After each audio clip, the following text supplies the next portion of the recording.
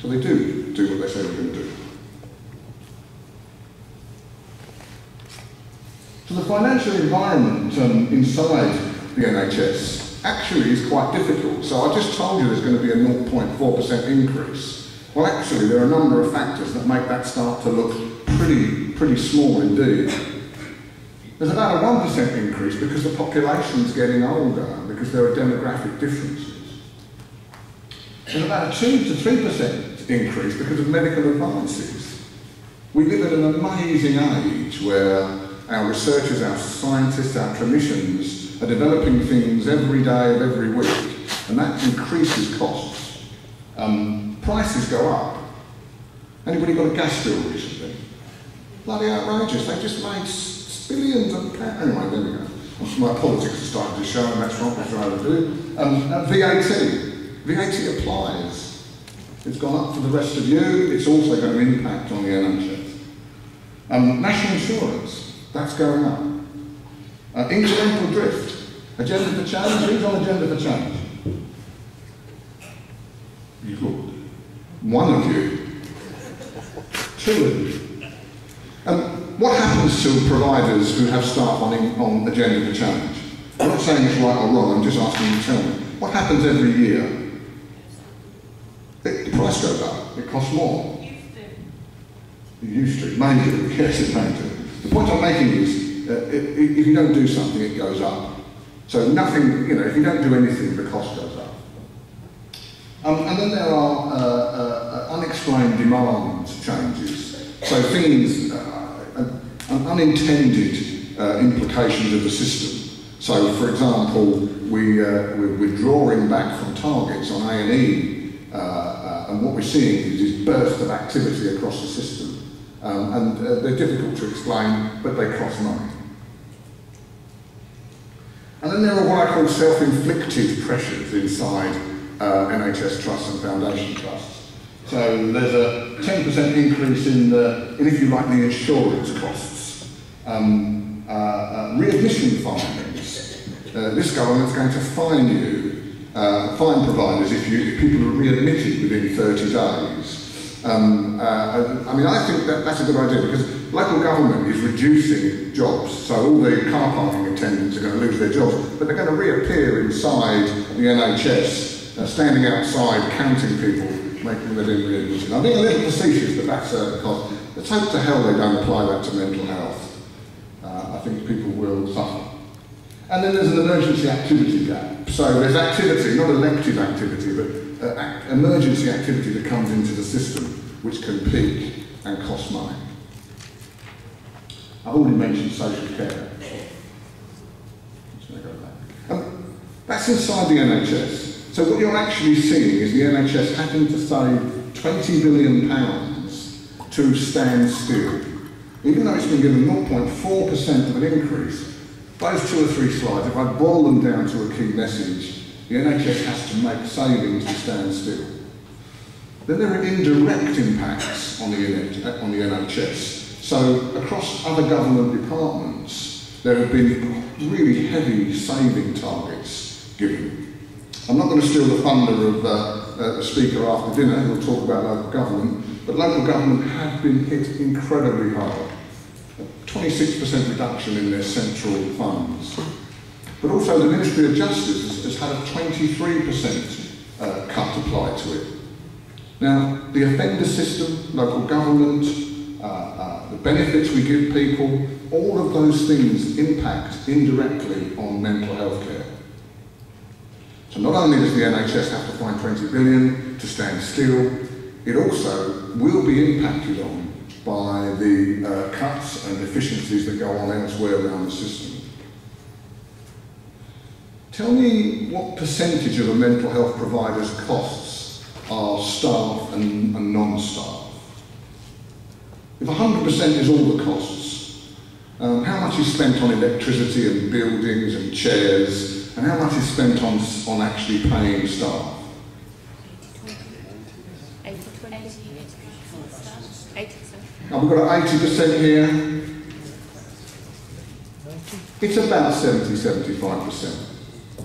Particularly high in mental health, because mental health is about people. It's about people supporting other people. We do have some technology, but it's rather old. A lot of it doesn't work, or if it does, the batteries need changing. And so if you're going to save 20 billion, will that affect the number of staff or not? Got to. You've got to. And I was interviewed by Community Care yesterday. Anyone read Community Care? Fantastic, fantastic. Community Care, Health Service Journal, Health Service Journal, Community Care. And they were saying to me, well, what will service users think of the fact that there's going to be less staff? And I said, service users are people. They work, they run businesses, they pay taxes. Do you really think they believe the message that says you can take 20 billion out of the system and not affect the number of staff? Community Care, Health Service Journal. So I think we need to be honest about that. We need to be honest about what's happening. And we need to work together to not let a good crisis pass us by. We need to look at ways of innovating. We need to look at ways of making the loss of frontline staff absolutely the last thing we do. And we need to think differently about how we provide care. And we need to sit down with the people who receive the care and have a really honest discussion and ask them for their views about, if we've got less money, what should we spend it on? And it seems to me that's a key message if we're going to get through with this.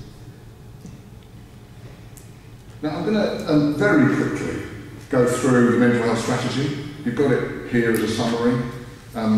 It does lay the direction of travel out for the next 4 to 5 years. The Independent Commissioning Board, which comes live in the next few months, will be charged with implementing the mental health strategy. GP consortia will be expected to do their bit to implement the mental health strategy. So it's a key, it's a key piece of strategy going forward over the next 4 or 5 years. There are at least 3 other papers you need to at least be familiar with.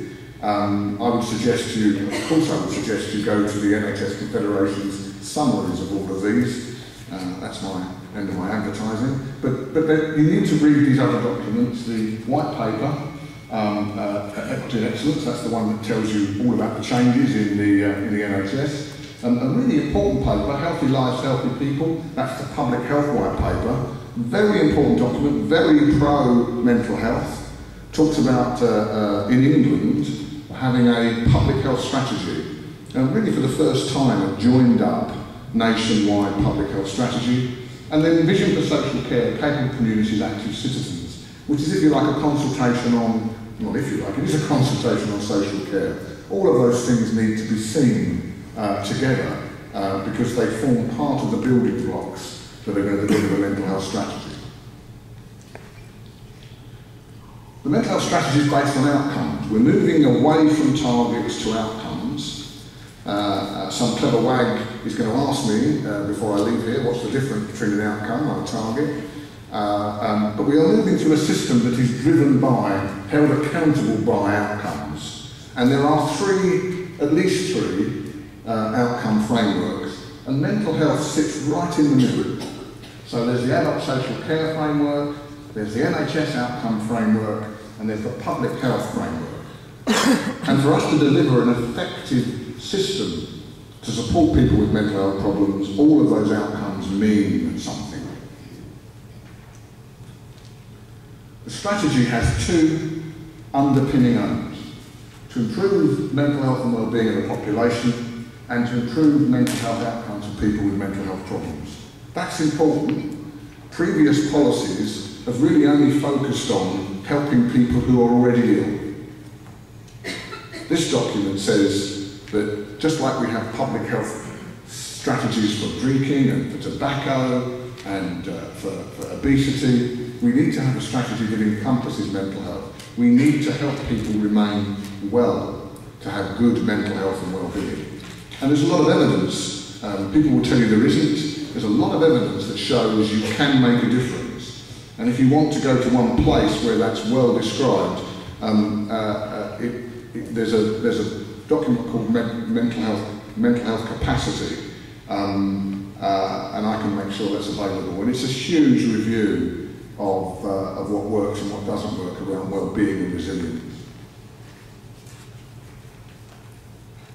There's some really important messages in the strategy, and that first one there is a parity of esteem between mental health and physical health.